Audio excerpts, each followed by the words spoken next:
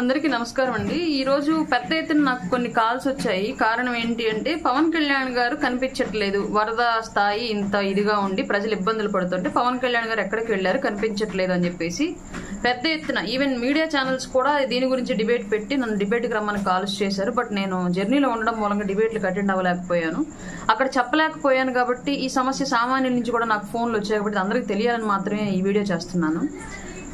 ప్రభుత్వానికి పెద్ద మనకి పార్టీ పరంగా పవన్ కళ్యాణ్ గారు మన పార్టీకి అధ్యక్షుల వారు అలాగే డిప్యూటీ సీఎం గారు అయి ఉండొచ్చు, కానీ ప్రభుత్వానికి పెద్దగా వ్యవహరించే వ్యక్తి గౌరవనీయులైనటువంటి చంద్రబాబు నాయుడు గారు.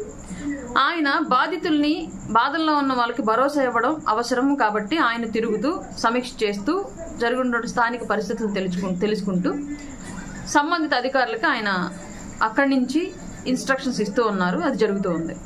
నిన్న పవన్ కళ్యాణ్ గారు పుట్టినరోజు. పవన్ కళ్యాణ్ గారు నేను నిజంగా పార్టీ ఆఫీసులో అందుబాటులో ఉంటే, ప్రజల దగ్గర కనుక వెళ్ళి ఉంటే, మాకు నిన్న కాన్ఫరెన్స్ కాల్ జరిగింది.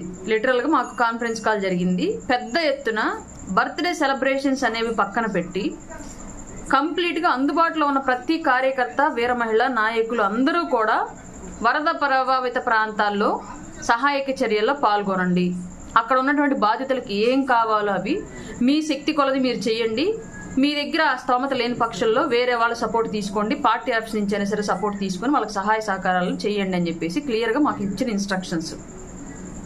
నిన్న ఆయన అందుబాటులో లేకపోవడానికి కారణం, ఆయన కనుక నిన్న మంగళగిరి ఆఫీసులోనో ఆంధ్రప్రదేశ్లో కనుక ఉంటే ఎవరు ఎన్ని చెప్పినా సరే అందరూ ఆయన బర్త్డే విషెస్ కోసం బొకేలో గిఫ్ట్లో పట్టుకొని పార్టీ ఆఫీస్ చుట్టూ తిరిగేవాళ్ళు, ఈ సహాయక చర్యల్లో కూడా పాల్గొనేవాళ్ళు కాదు. ఇది వాస్తవంగా మనం ఒప్పుకోవాల్సిన అంశం.